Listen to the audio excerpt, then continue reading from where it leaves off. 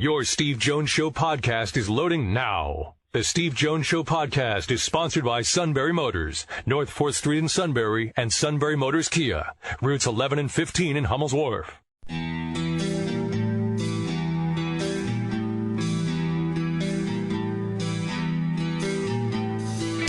Sports talk where your voice counts. This is the Steve Jones Show on News Radio 1070 WKOK. Now from the Sunbury Motors Studio, here's Steve Jones. In Manhattan, going down to Madison Square Garden for tonight's showdown, Penn State Northwestern Big Ten Tournament. 6:30 the tip, 6 o'clock the air time. Today's show brought to you by Sunbury Motors, 4th Street in Sunbury. Sunbury Motors Kia, routes 11 and 15 in Hummel's Wharf. Next half hour, Andrew Callahan at 24/7 Sports to talk about tonight's Penn State Northwestern game.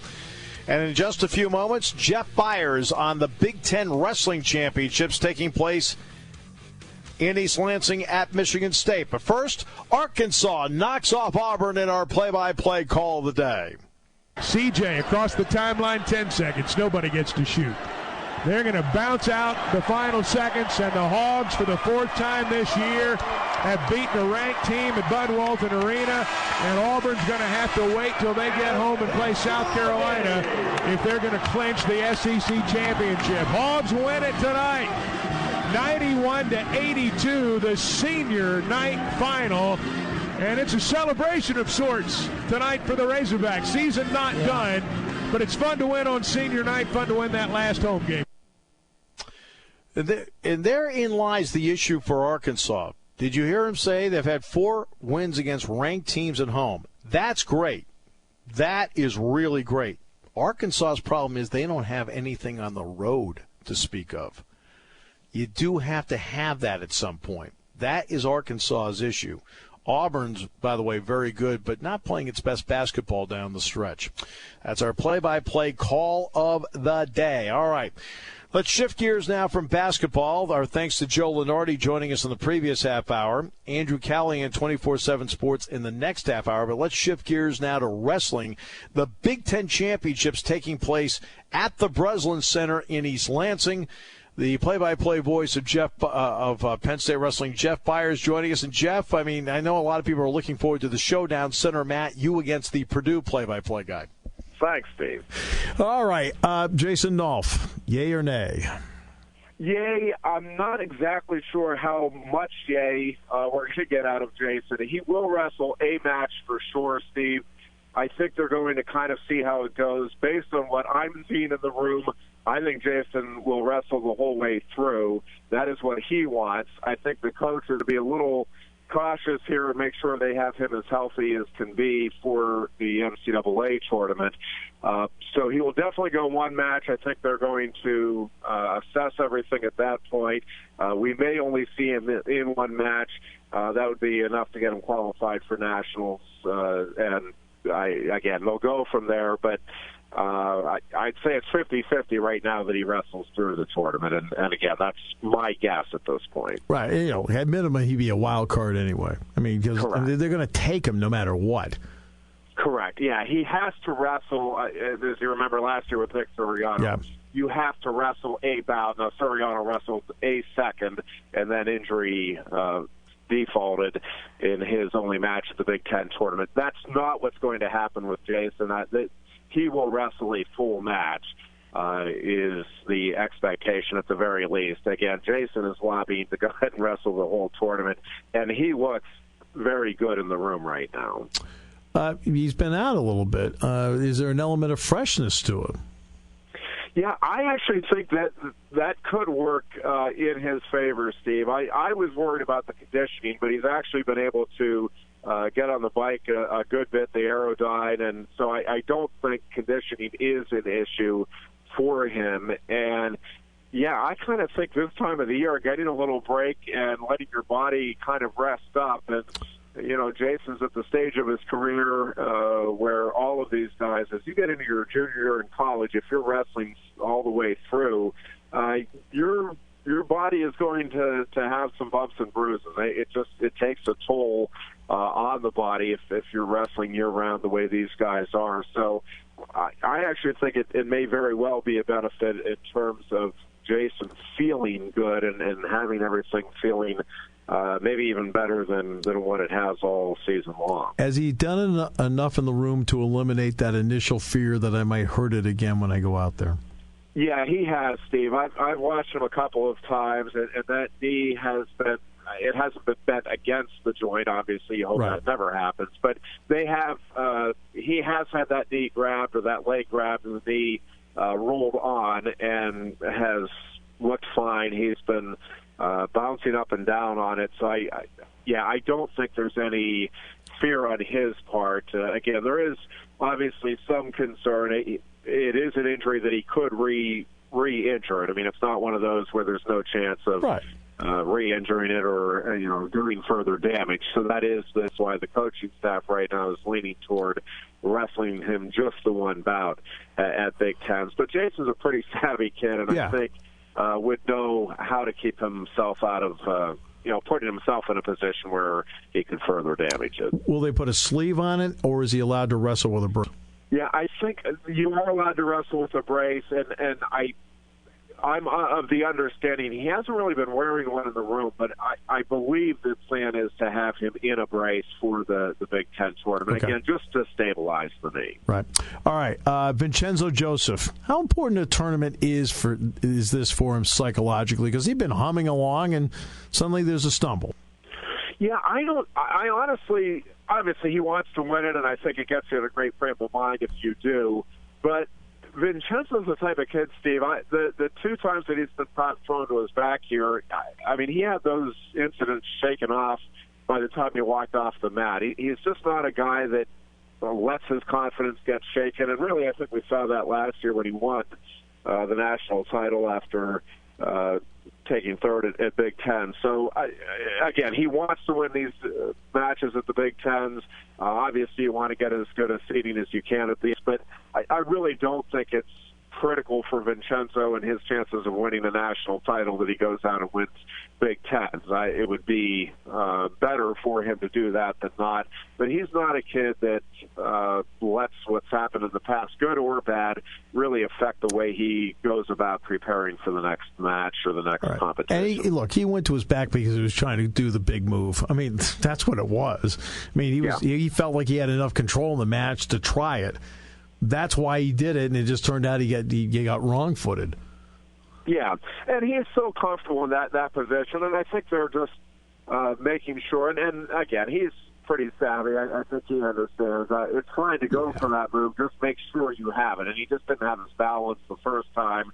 And the second time, I think he did have it, but he kind of stepped over himself on it and kind of threw himself to his back, really. But Vincenzo's not especially worried about it, and I really don't think that the coaches are either. Overall, he really has been wrestling exceptionally well, and I think they feel good, and he feels good about where he's at heading into the postseason. Look, we know who the favorite is at heavyweight. I mean, we all got it. But how confident should Nick Nevels be going into this thing?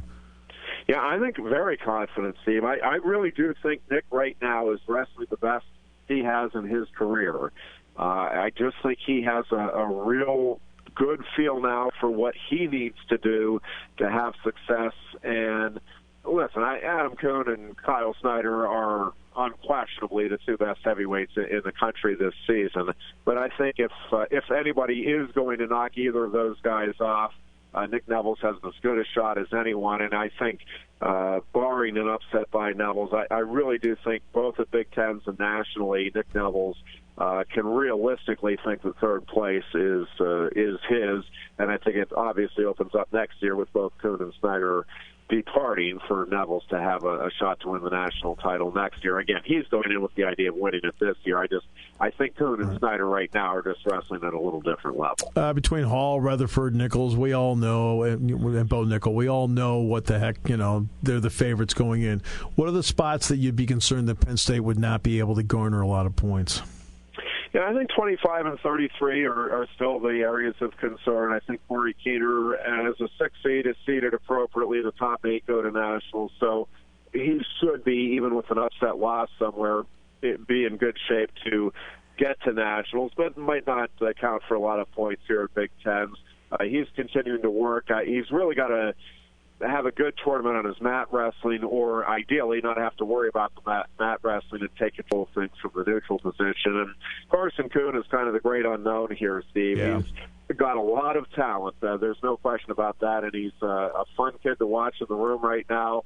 He knows this is his last opportunity. It is a loaded weight class, and I really don't know what to expect. The good news for Kuhn is he would weigh at Big Tens, and he's into the NCAA tournament as one of the top 10. Well, we were all excited to see what Hall could potentially do on this stage a year ago. How do you feel about it?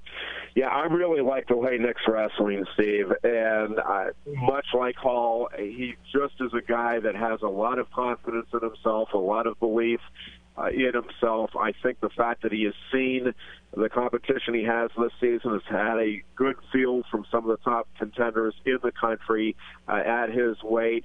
He knows some little adjustments technically to get where he wants to be. And I just, again, we'll see how it all plays out. But heading into the postseason, I just think and I feel very good about where Nick Lee is and the way he is competing right now. What's the deepest weight class, in your opinion, to bring some interesting results at this Big Ten? Yeah, I think 165 is loaded, obviously, at the top. 141 is very deep, and 125 is just exceptionally deep this year, both at Big Tens and Nationals. But those would be the weight classes right now that I think would garner, you could see 3 or 4 guys competing for the national title from the Big Ten at 165, really the same thing at 125. And 141 might not be quite as deep at the top, but I think in terms of overall depth and guys that can make some noise at the NCAAs and get on the podium, there's probably 8 or 9 kids there that are capable of doing that at 141. Always a great championship, and it sets everything up for the NCAAs coming up as well. In some ways, this is its own mini NCAA tournament, isn't it? It really is. It's you just don't have. You might have a match here where you can skate by. At nationals, sometimes, again, depending on how the pairings go, you can have 2 or 3 matches that you feel comfortable with. The Big Ten, it's kind of right from the get-go. You're in the hero of the tournament. Well, enjoy all the great restaurants in Lansing. They have a Stone Cold Creamery. So enjoy. You know what? I do like Cold Stone, so I'll be okay. You're going to be just fine. In fact, you might be the leader of the pack. This is an opportunity for you, by the way, to use that gift card. All right? So, amen, brother. My good friend, great to hear you. You'll be great out there. We look forward to listening to it. Thanks a lot, Steve. I appreciate it. That's the voice of Penn State wrestling, Jeff Byers. You'll be able to catch his call on GoPSUSports.com this weekend from East Lansing. Big Ten Network will have live coverage of the championship finals of the Big Ten Wrestling Tournament on Sunday, starting at 3 p.m. Hey, we invite you to subscribe to our Steve Jones Show podcast. It's available on both the Apple Podcast app, iTunes, and Google Play. Our podcasts drop by 6 p.m. each Monday through Friday, so in case you miss any of the portions live on WKOK or want to listen to them again, maybe you're a big-time wrestling fan and missed a portion of Jeff Byers there, you'll be able to check that out on our podcast. And also 3 months of shows, we've got them archived at SteveJonesShow.com. Steve on his way to Madison Square Garden. Live coverage of Penn State Northwestern tonight in the Big Ten basketball tournament. The pregame with Steve and DJ will be starting at 6, and then the call at 6:30. See if Penn State can advance and take on Ohio State in the next round in the tournament tomorrow from Madison Square Garden. First time the tournament's ever been held in the Big Apple and MSG. Coming up, we have more on the Penn State Northwestern matchup. Andrew Callahan from Lions247.com will break down the Penn State Wildcats matchup with Steve to wrap up the show at 4:35 on WKOK. When it comes to car buying, there's the other guy's way, and then there's the SMC way. The other guys force you into a vehicle you really don't want. The Sunbury Motors way lets you take the time you need to browse, ask questions, and take the test drive and think on it. For over 100 years, the Mertz family and all their employees have made your experience the most pleasant one you'll ever have. The other guys won't offer you the best price for your trade, no matter how much they say they will. The SMC way is their promise to provide you with the most money the market shows your vehicle is worth. The SMC way is to offer you all applicable factory rebates on new vehicles and generous discounts. Looking for a pre-owned vehicle? The SMC way checks each vehicle in a 200-mile radius to determine the lowest price, then beat it. It's the lowest price promise, just part of the SMC way. The choice is up to you. The other guy's way or the SMC way. The SMC way wins every time. Sunbury Motors Company in the North 4th Street Auto Plaza, Sunbury, and at sunburymotors.com. Selling more cars and satisfying more customers for over 100 years.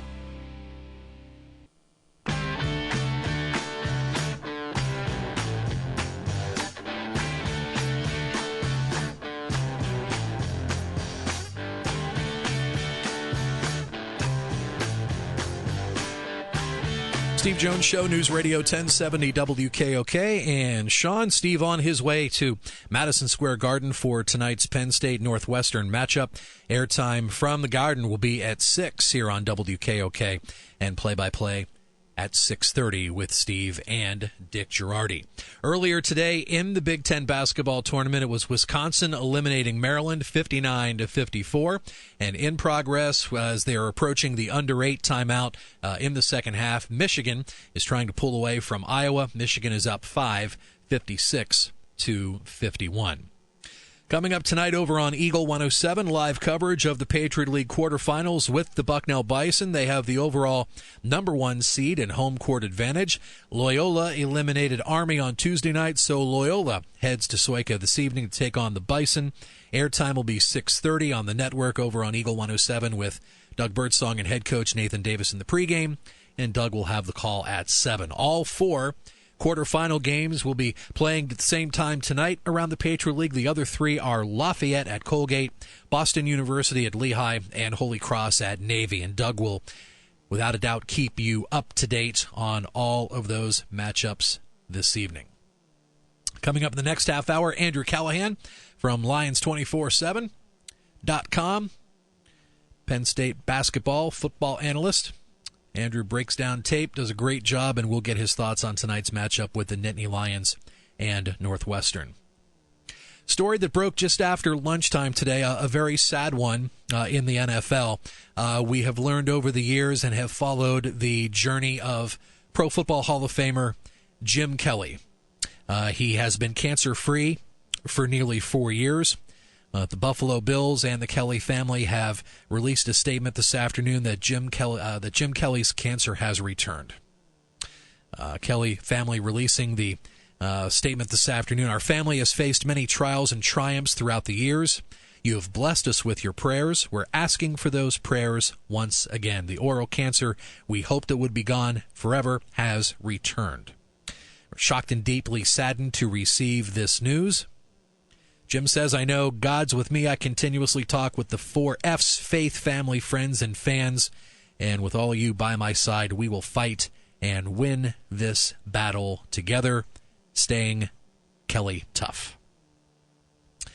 Jim's wife, Jill, posted a photo on Instagram of she and Jim walking through a medical facility, whether that was earlier today or recently. She posted on her Instagram, the cancer is back. We're shocked, heartbroken, sad, angry, confused, and just tired. Yet despite how we feel, we know God is a promise maker and keeper. He is who he says he is. He can do what he says we can do. We don't have to understand his ways, but just trust his heart. The battle is his. We need you in addition to our faith, family, and friends. We really need you and your prayer warriors to pray. We're all in this together. The more life and heartbreak I experience, the more I realize this is not the end of the story. Life is temporary and short, but eternity is forever. Because we know our eternity is secure in Christ, we can trust God with every breath upon this earth. That's from Jill Kelly after the news coming out earlier today that the oral cancer has returned for a pro football great, Buffalo Bill legend, Jim Kelly.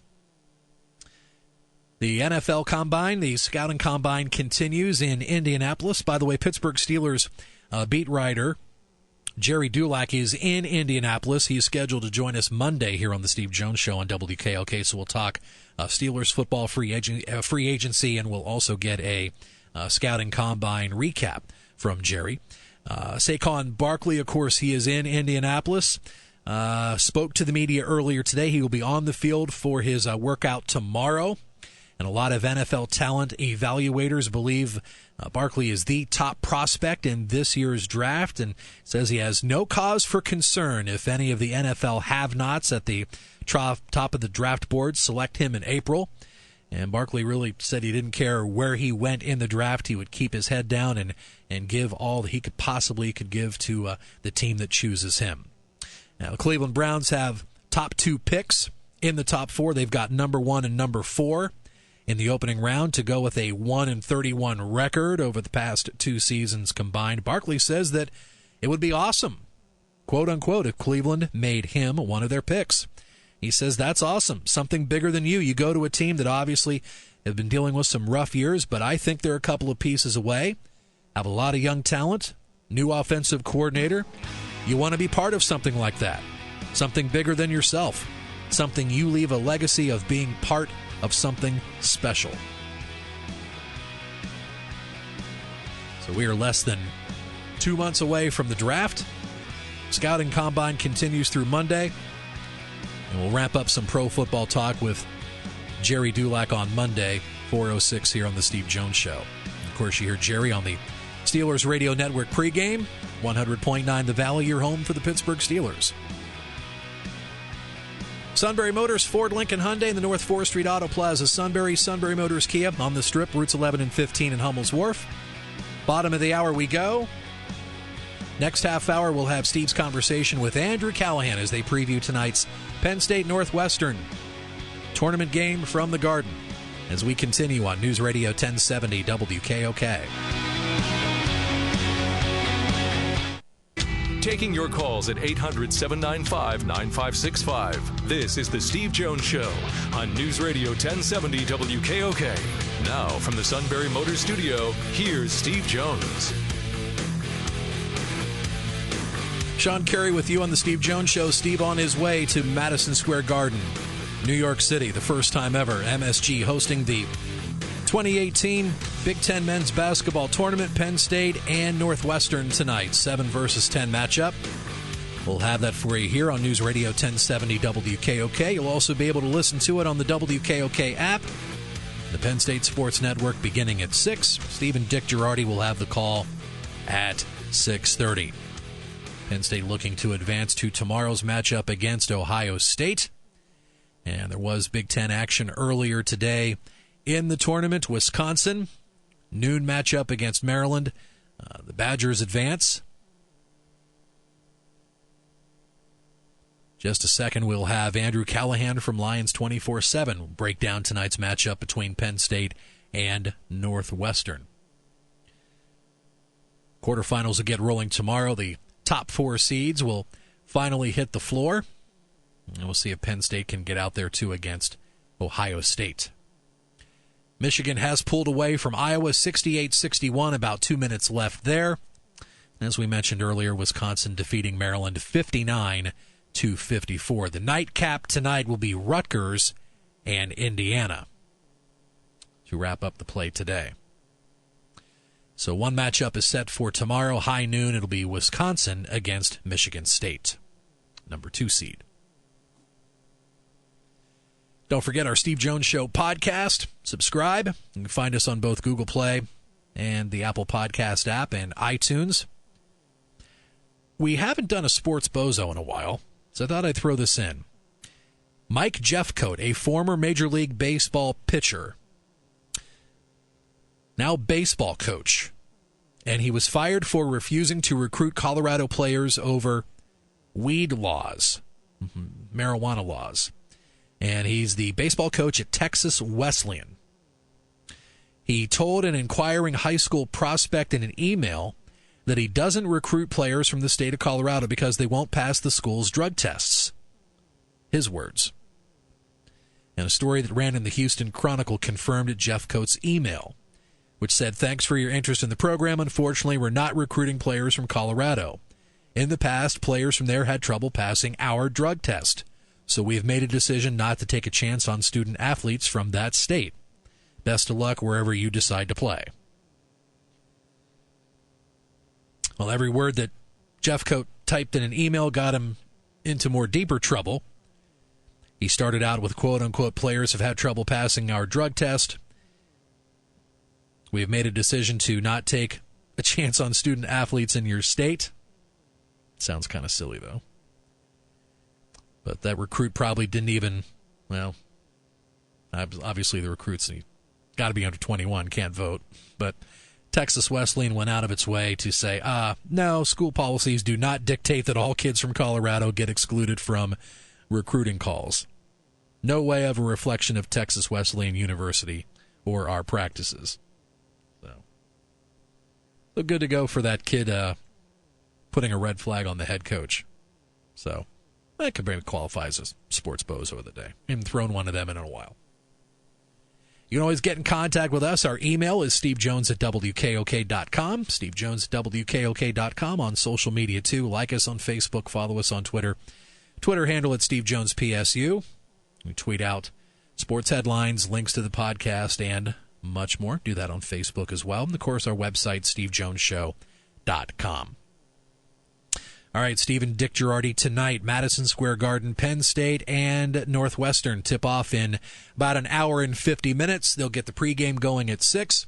And we got Penn State basketball conversation with Steve and Andrew Callahan from Lions 24/7. Oh, I get it every day, even in the grocery stores. I'm not surprised. I'm not surprised. When you work around star power, but you have done a good job of emerging from that incredible shadow. Well, thank you. I mean, here I am today. Yeah, exactly. Okay, so now here it is.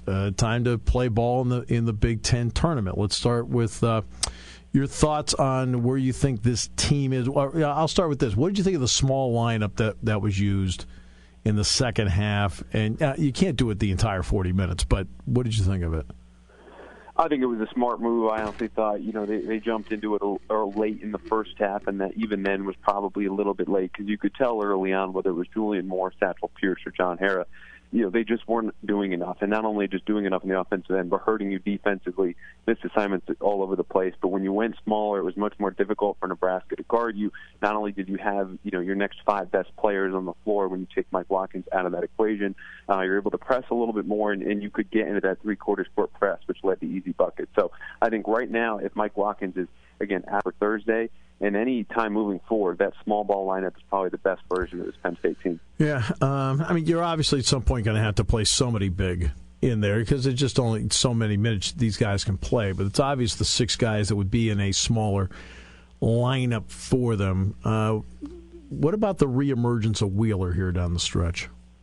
I think it's been really key for them. I mean, it's funny. His real worst struggles coincided with this resurgence that Penn State had as a team. You didn't really see him against Ohio State on the road, Michigan State again on the road, and, didn't contribute so much when they're winning those 4 straight games. But they have needed him defensively. I think Nebraska was a great example of that, even Michigan. And part of it's that, again, Watkins is out. That's a lot of minutes you've got to replace. But what he gives you is unlike any skill you'll find elsewhere in the Big Ten. Josh Reeves is rightfully lauded for all the steals that he gets, but on a per 40-minute basis, Jamari has more pressure to ball handlers than Reeves does and comes up with more steals. So it's just a matter of lifting the rest of his game, which is going to be a process. But for now, he's doing enough in every other area where you can get him out on the floor and not hurt yourselves as you were about a month ago. One of the issues that I see when you look at the Penn State starting 5, really, really good, and obviously helps on the way with the recruiting next year with bringing more offense in because both those players have reputations coming into Penn State.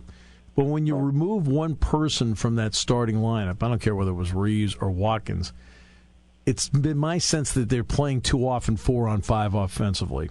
Fair? I think so. We've known all along this is not a deep team because, again, when you have someone on the starting lineup, you're naturally drawing from that bench, which is very short. And I referenced the Michigan State loss they had on the road, even amid this resurgence. And I wrote after that game, when Mike Watkins was not able to play, really, unless you get an unlikely performance from the likes of Julian Moore, John Harris, Satchel Pierce, that's going to be a death sentence for this team against top 25 competition. And they got really good performances from all 3 at Purdue, which is why that was a 3-point game, despite Mike Watkins essentially sitting out the entire thing. So I think you're right in that sense. It's been the truth the whole season, and really the only worry about this team is that lack of depth Perhaps you throw free throw shooting in there, but it's really been their only, one Achilles heel. You point to that area and go, that could give them some trouble if they have to go into that bench. What do you think about the fact the Big Ten tournament is at Madison Square Garden and the compressed schedule to get there? I did not like the compressed schedule to get there. I was actually surprised to see Jim Delaney admit that it was not healthy. I think it's something you probably could have foreseen, but for the Big Ten, it was worth it for them to take that gamble. And obviously the whole spotlight is going to be on them this week, right? So that'll lead to increased revenue and more eyes on the TV and probably butts in the seats at Madison Square Garden. When I was in college, Steve, at UConn, that was when they were still in the Big East tournament. They, of course, played down there every year. And there's no atmosphere like it. So I think for people who are going, the team's involved, it's just an unparalleled experience, which is great. But I think the road's been a little bit too rocky in order to get there. If you had pushed it back and spread it out, the rest of the conference games, that would have been better for the student athlete. And, of course, that's why we're all here. What's interesting, though, is I felt everybody in the conference was a great soldier about this. You didn't hear a lot of griping, complaining. When it came out, people commented about it, that it was going to happen. At Big Ten Media Day, people commented about it. But once the season started, Andrew, I didn't hear anybody talk about it because I think they just felt like as professionals, as coaches, and then, of course, as players, just go out and play. Right, and what the coaches always talk about, don't focus on things you can't control. So for them, this is obviously in that realm, and they can't, practice, something that they don't preach to their kids. So if they're moaning about it, they give their kids free rein to moan about it, right. And that detracts from the average energy you have in a given day. So they want to pour all of that into winning.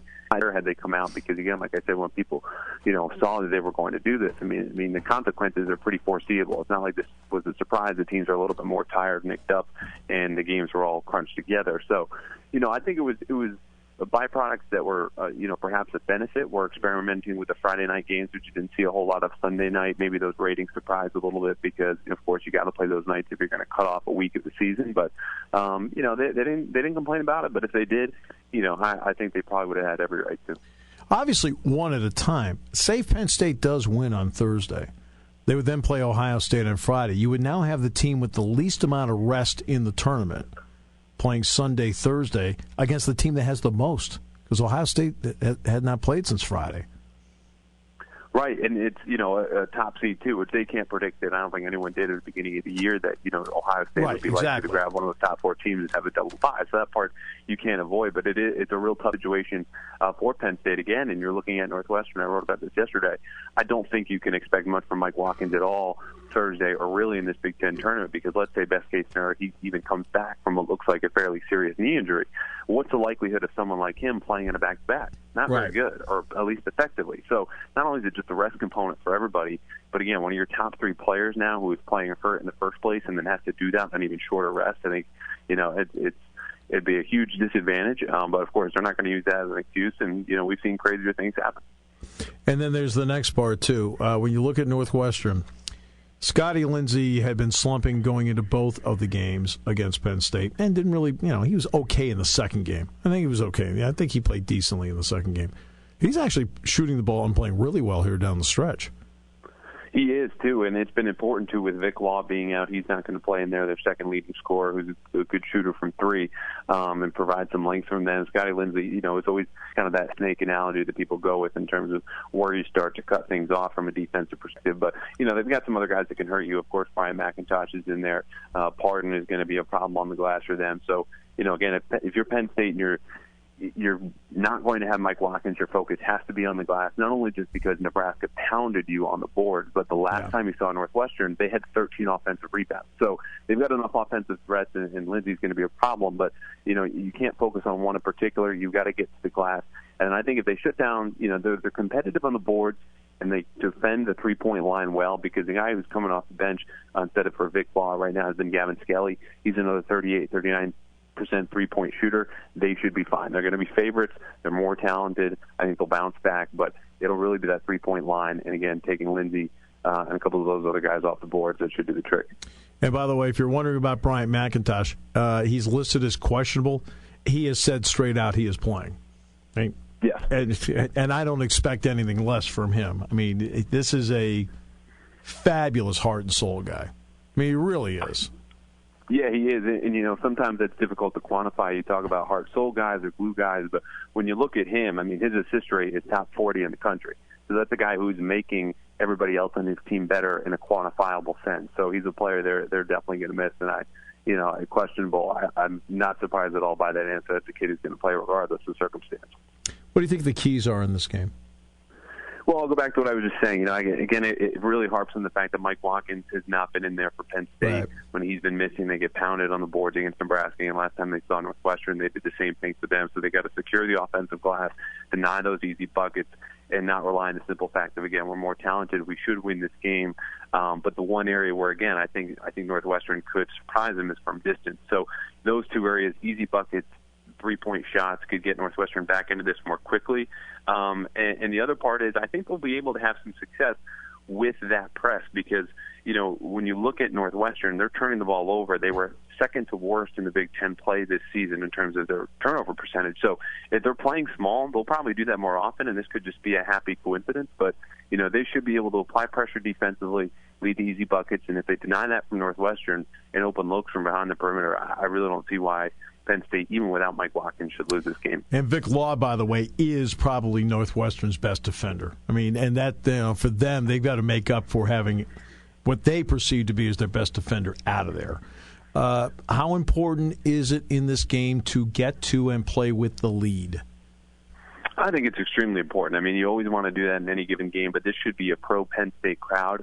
I don't think Northwestern travels too well and shouldn't from a distance. So for Penn State, if you're able to get that early lead, just some confidence because, again, this is a team that lost its last three, won, by the time they tip off in 2 full weeks. So while they're close games and you're still confident when you go on the road and show up at Purdue and, you have 2 injury-riddled losses to Michigan, Nebraska, you just want to get that lead early, get some mojo, get some confidence, start spreading the ball around. And I think Tony Carter obviously can go get buckets when he needs to, but if they can get Shep Garner and Josh Reeves involved early, which I really think should be an emphasis, again, I have a real hard time Penn State not winning this game because they'll need those guys, and an early lead would do wonders for everyone. It'll be interesting to see if Shep goes out and his first couple shots in the game.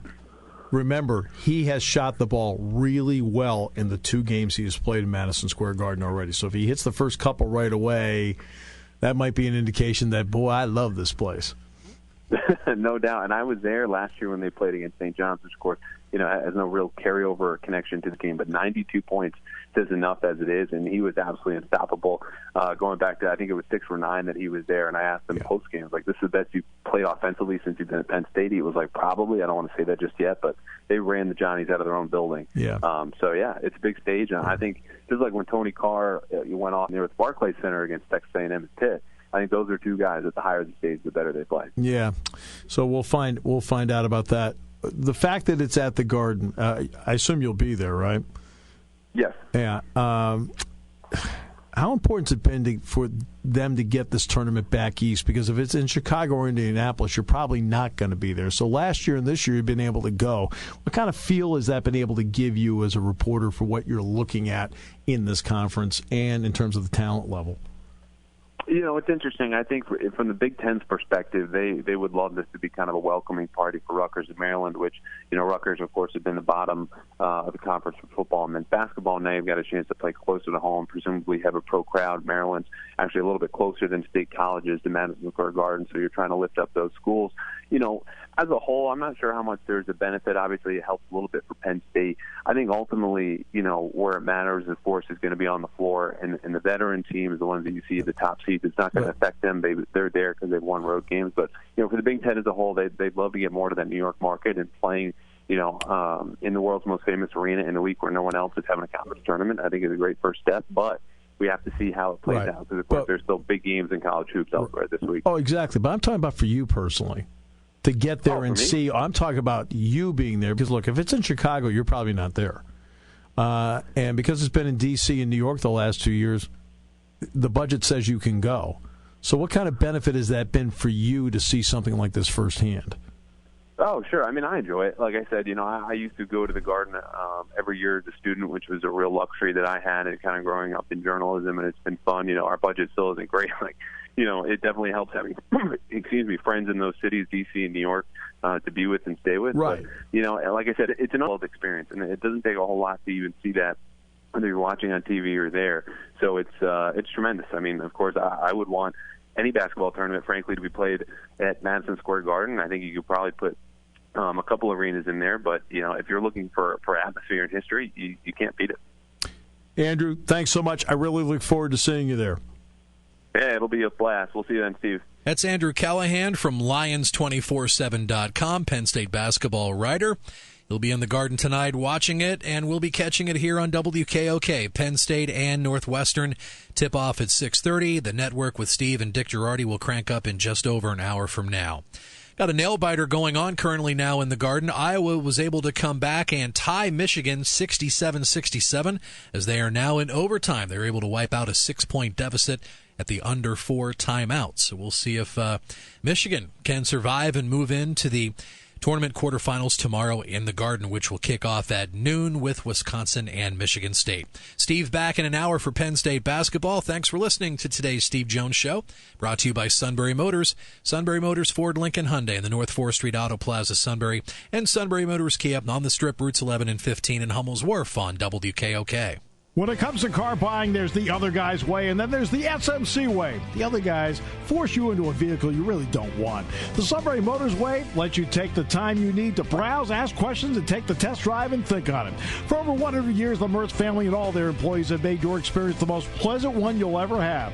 The other guys won't offer you the best price for your trade, no matter how much they say they will. The SMC way is their promise to provide you with the most money the market shows your vehicle is worth.